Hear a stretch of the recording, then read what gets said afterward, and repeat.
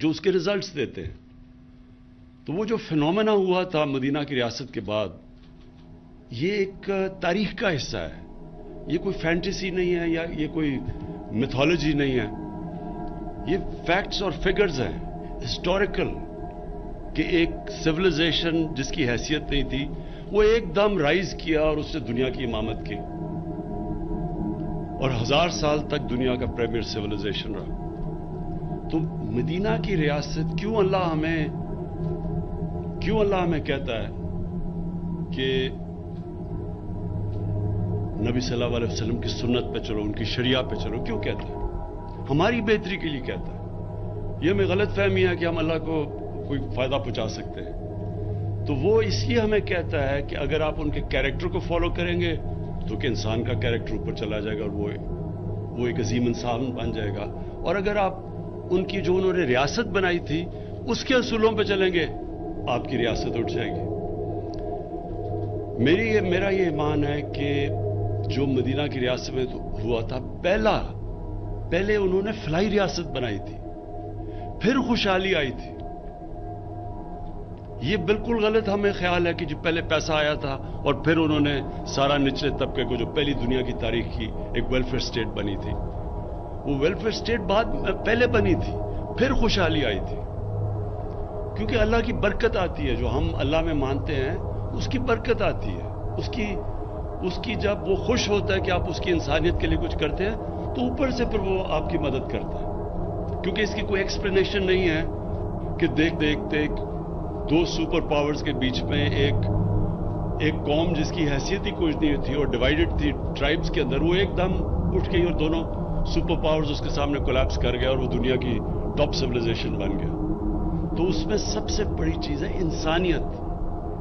جس قوم میں انسانیت ہوتی ہے اللہ کی برکت آتی ہے اس کے اوپر، اور ساتھ ساتھ اس کے انصاف. یہ دونوں اللہ کے حکم ہیں، انصاف اور انسانیت. یہ بیسز ہے ایک سویلائزیشن کا. اب آپ دو قومیں دیکھ لیں، ایک ہی جتنی آبادی دونوں کی، ایک طرف ہندوستان دوسری طرف چائنا. 35 سال پہلے دیکھ لیں، 40 سال پہلے تقریباً ایک ہی ساتھ تھے دونوں. آپ ان کے سوشل انڈیکیٹرز دیکھ لیں، تقریباً ساتھ تھے وہ. آج چائنا آسمان پہ پہنچ گیا ہے اور ہندوستان میں وہی ایک جزیرہ ہے بہت امیر لوگوں کا اور نیچے غربت ہے. چائنا نے وہ جو ہم چاہتے ہیں، چائنا نے وہ اصل میں مدینہ کا ماڈل فالو کیا. انہوں نے نیچے سے طبقے کو اوپر اٹھایا. اور چائنا جب گیا تو انہوں نے باقاعدہ بتایا کیا سٹیپس لیے گئے کہ انہوں نے اپنے نچلی طبقے کو کس طرح اوپر اٹھایا، کیسے پاورٹی ایلیویشن میں کیا، اور پھر کیسے انہوں نے ان لوگوں کو باقاعدہ پروگرامز بنا کے 10 سال 15 سال 20 سال کے پروگرامز بنا کے انہوں نے اپنے نچلے طبقے کو اوپر اٹھایا. اور وہ چیز کی جو دنیا کی تاریخ میں کبھی کسی نے نہیں کی. یعنی جن نمبرز میں انہوں نے لوگوں سے غربت سے نکالا. اور پھر ابھی شی جن پنگ نے اناؤنس کیا کہ ہم نے ایکسٹریم پاورٹی ختم کر دی. تو آپ وہی دیکھ لیں کہ ہندوستان آج کدھر ہے اور وہ چائنا کدھر پہنچ گیا. سو ہمارا جو فنڈامنٹل پرنسپلز ہم نے اس قوم میں جو ہمیں اڈاپٹ کرنے چاہیے تھے، جب ہم نے ایک بہت بڑا، ہمارے فاؤنڈنگ فادرز نے کہا کہ یہ مثالی اسلامی فلاحی ریاست بنے گی، یہ جو فیصلہ تھا اس کے اوپر کبھی عمل ہی نہیں ہوا اور ایک ایلیٹسٹ سسٹم بن گیا. جو آپ اور چیزیں چھوڑ دیں، تعلیم کا نظام لے لیں. یہ کتنی بڑی ایک ملک کی بدقسمتی ہے کہ ایک چھوٹے سے طبقے کو آپ انگلش میڈیم پڑھا دیں اور نوکریاں ان کو دلوا دیں، باقی جو آپ کی عوام ہے وہ بیچاری اوپر ہی نہیں آ سکتی. ایجوکیشن اپارٹھائڈ، کیا آپ ایک طبقے کے لیے ایک تعلیم، دوسروں کے لیے نیچے، اور پھر ایک دینی مدرسے چل رہے ہیں. کبھی کسی نے کوشش نہیں کی اس کو سنتھسائز کرنے کے لیے کہ ایک ملک ہے، ایک قوم ہے، اس کا کورس سلیبس تو ایک ہو. لیکن کیونکہ ہماری طرح کی ایلیٹ فائدہ اٹھا رہی تھی اس سے، ہمارے بچوں کو اچھی نوکریاں مل رہی تھی، ہمیں کوئی انسینٹو نہیں تھا کہ چینج کرے سسٹم. کیونکہ نیچے اور پھر نیچے سے جو اوپر آتا تھا، جو لوگ اردو میڈیم سے پڑھ کے ایونچولی اپنی زندگی بہتر کر لی، وہ اپنے بچے انگلش میڈیم میں بھیج دیتے تھے. ان کو بھی جب وہ पार्लियामेंट में भी आ जाते थे, वो उधर पहुंच जाते थे जिधर वो फैसले कर सकते थे, तब भी उन्होंने वो सिस्टम नहीं चेंज किया, क्योंकि वो फिर बेनिफिशियरी बन गए इस एलिटिस्ट सिस्टम के। और इसलिए मैं शफकत आपको खास तौर पे ये खराज तहसीन पेश करता हूं, जो पहली दफा पाकिस्तान की तारीख में हमने अब ये बड़ा मुश्किल अटेम्प्ट किया चेंज करने का ये सिस्टम, कि हमने एक कोर्स सिलेबस एक बनाया, और कितनी आवाजें आ रही हैं इसको ऑब्जेक्ट करने के लिए। शर्म नहीं आती इन लोगों को कि आपको पता है कि नाइंसाफी का सिस्टम है, उसके बाद भी कमेंट कर रहे हैं जी पीछे लेके जा रहे हैं लोगों को। यानी कि समझ नहीं आए कि पीछे कैसे जा रहे हैं। अगर आप सारों को लेवल प्लेइंग फील्ड देंगे कि वो भी अंग्रेजी सीखे, तो पीछे कैसे जा रहे हैं। दूसरी चीज जो शौकत ने बात की कि हमारा जो सिस्टम बन चुका है वो सारा एलीट के लिए बन चुका है। कर्जे हैं तो पैसे वाले लोगों के लिए, घर बनाएंगे तो पैसे वाले लोगों में होनी चाहिए, तालीम पैसे वाले, इंसाफ का निजाम सिर्फ पैसे वाले लोगों के लिए। गरीब आदमी और एक ताकतवर का मुकाबला हो जाए अदालत में, वो कभी गरीब जीत ही नहीं सकता, उसको इंसाफ ही नहीं मिल सकता।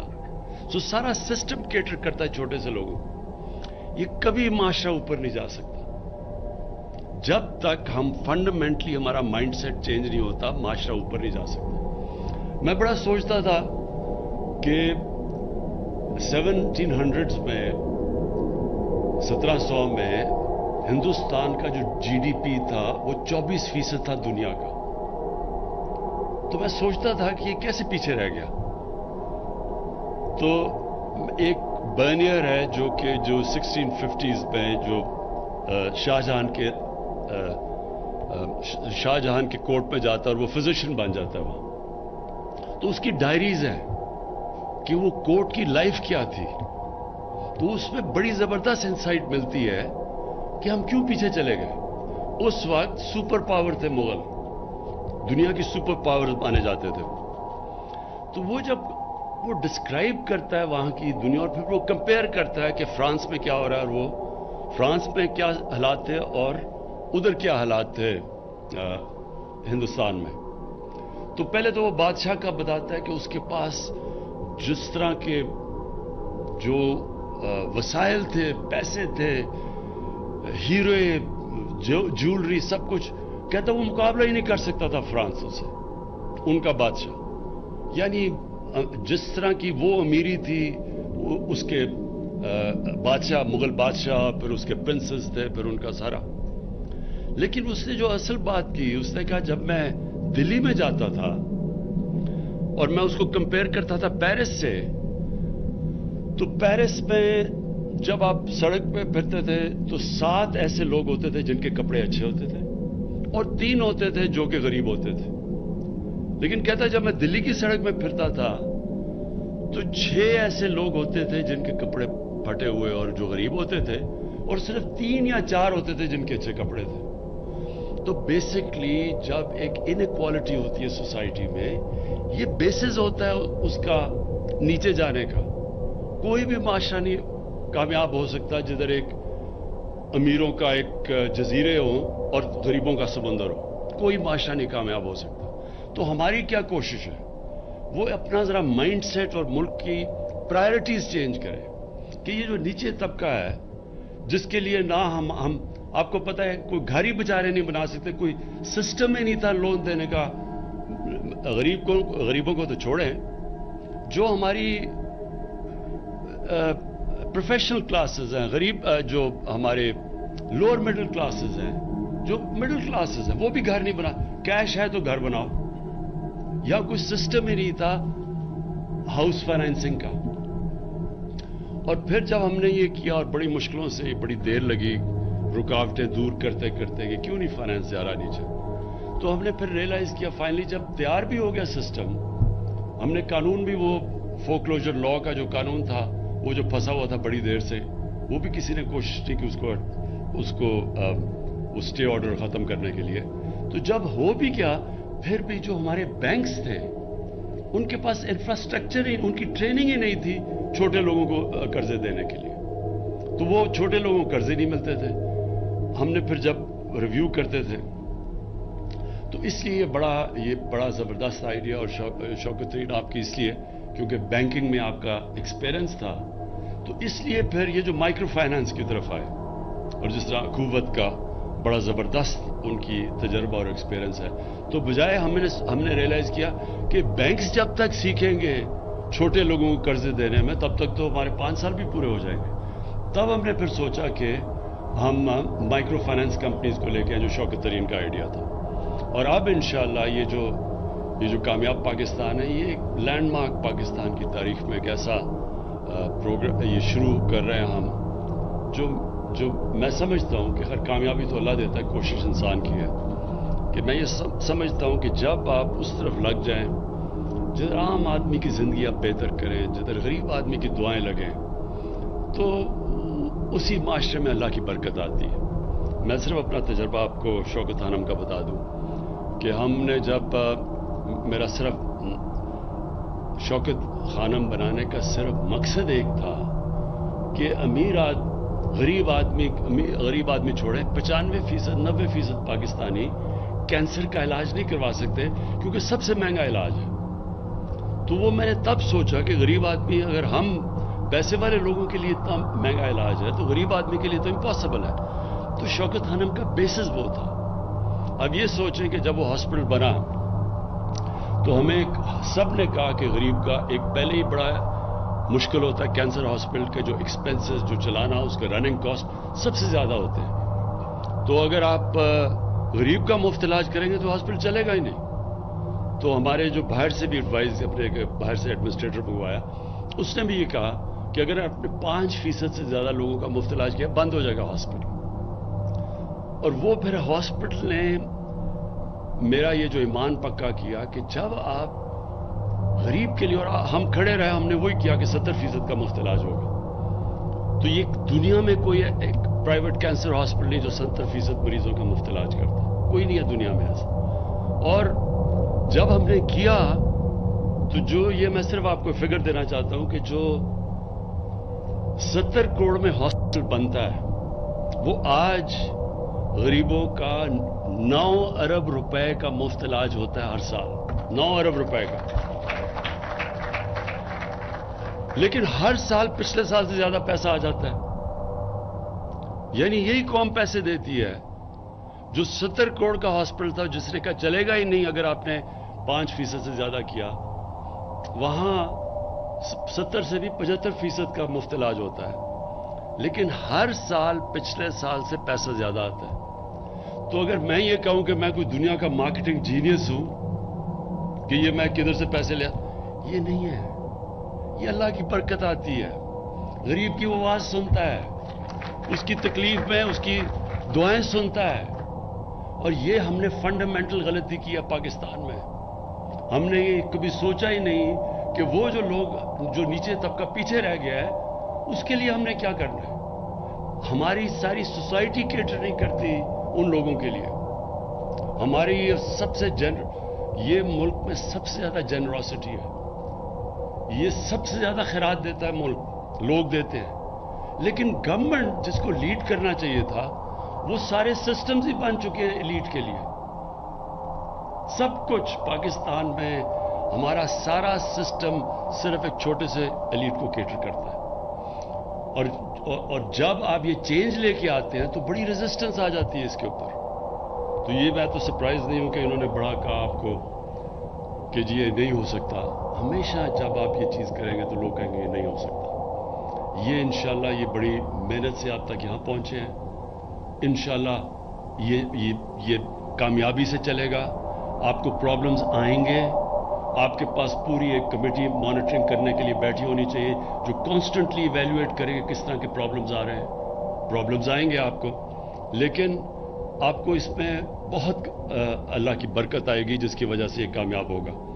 میں صرف یہ کہہ دوں کہ اس وقت جب لوگوں کو مشکل ہے اور مہنگائی کی وجہ سے ہمیں پتہ ہے کہ نیچے لوگوں کو تکلیف ہے, لیکن میں لوگوں کو صرف یہ بتانا چاہتا ہوں کہ گورنمنٹ اپنی پوری کوشش کر رہی ہے کہ نچلے طبقے کو ہماری تکلیف نہ ہو اس ٹائم پہ جب کہ چیزیں مہنگی ہیں. تو میں صرف یہ بتا دوں کہ دنیا میں तेल की कीमत पिछले चंद महीनों में 100% बढ़ी है।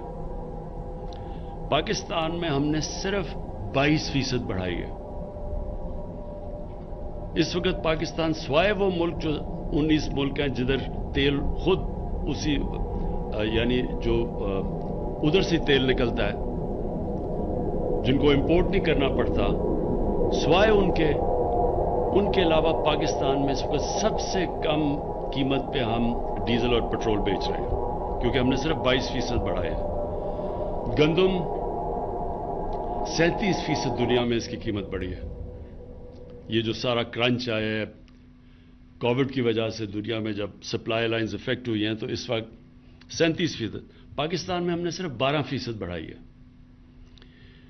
चीनी दुनिया में 40% इसकी कीमत ऊपर गई है। पाकिस्तान में हमने सिर्फ 21% बढ़ाई है। और ये वो मुल्क जो कि पहले हमें काफ़ी प्रेशर हमारे ऊपर फिस्कल डेफिसिट के, और आपको पता है कि जो मुल्क में हमारे डेफिसिट्स हैं और जो कर्जे चढ़े हुए हैं, उसके बावजूद हमने अपनी तरफ से पूरे कम से कम इम्पैक्ट डाला है निचले लोगों के ऊपर।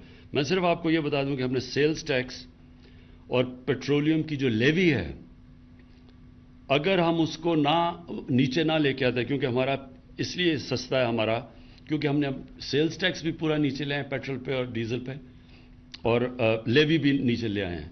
अगर हम ये नीचे लेके आते तो एक साल में गवर्नमेंट को 400 अरब रुपए का फायदा था। तो हमने ये नीचे लाके, जो हिंदुस्तान में इस वक्त दुगना है हमारे से पेट्रोल और डीजल, तो वो क्यों दुगना है? क्योंकि उन्होंने अपनी लेवीज नहीं कम की। तो हमें एक साल में 400 अरब रुपए का हमें नुकसान किया, सिर्फ ताकि लोगों के ऊपर बोझ ना पड़े। मैं इसलिए कह रहा हूं कि ये बड़ा जाहिर है लोगों को तकलीफ है कि कीमतें बढ़ गई, हमें पता सबको, लेकिन हमने अपनी तरफ से पूरी कोशिश की है कि निचले तबके के ऊपर कम से कम इम्पैक्ट जाए। और इंशाअल्लाह अब आने वाले दिनों में हम एहसास का अपना टारगेटेड सब्सिडीज का प्रोग्राम लेके आ रहे हैं, और इससे हम निचले हाउस होल्ड्स को 40% निचले हाउस होल्ड्स को डायरेक्ट सब्सिडी देंगे उनको, यही कमोडिटीज़ गंदम के ऊपर और आटे के ऊपर और चीनी के ऊपर, और ये जो घी दुनिया के अंदर जो हम इंपोर्ट करते हैं, तकरीबन हमारा 75% इंपोर्ट होता है। जो पाम ऑयल की कीमत वो तकरीबन 80% बढ़ गई है। तो वो जो अगर यहाँ ऊपर गया तो क्योंकि इंपोर्ट कर, बेसिकली इंपोर्टेड इन्फ्लेशन है। 40 लाख टन हमने पिछले साल गंदम इंपोर्ट की है। तो इंपोर्टेड इन्फ्लेशन की वजह से इस वक्त महंगाई है। हम ये समझते हैं कि एक तो हम टारगेटेड सब्सिडी से डील करेंगे, दूसरा आने वाले दिनों में ये जब सप्लाई का ये जो प्रॉब्लम्स कम होंगे तो इंशाल्लाह कमोडिटी की कीमत दुनिया में जब नीचे आएंगी तो फिर भी हमारे मुल्क में भी नीचे आ जाएगी। फिर से मैं आप सबको, शौकत आपकी सारी टीम को, जितने भी आपने ये जो कंसल्टेशंस करके यहाँ तक पहुँचे हैं, मैं उन सबको आज खराज तहसीन पेश करता हूँ। शुक्रिया। वज़ीर-ए-आज़म पाकिस्तान कामयाब पाकिस्तान प्रोग्राम के इफ्तिताही तकरीब से खिताब कर रहे थे। वज़ीर-ए-आज़म ने कहा कि ये प्रोग्राम 74 साल पहले शुरू हो जाना चाहिए था। बदकिस्मती से हमारा सिस्टम एलीट क्लास के लिए बन चुका है। गरीब कर्ज भी नहीं ले सकता है और ना आगे बढ़ सकता है। हमें इस निज़ाम को तब्दील करना होगा। रियासत मदीना का मॉडल हमारे लिए मशअल राह है। हमारा निज़ाम अशराफिया की सहूलत फ्राहम करता है। हमें कमज़ोर तबके की फलाह को तरजीह देनी है। यकसा निसाब तालीम से सबको तरक्की के मसावी मौके मुयस्सर आएंगे। वज़ीर-ए-आज़म इमरान खान ने मजीद कहा कि कामयाब पाकिस्तान प्रोग्राम मुल्क की तरक्की में एक अहम संग मील साबित होगा। पहली बार हकीकी फलाही रियासत के क़याम के लिए अमली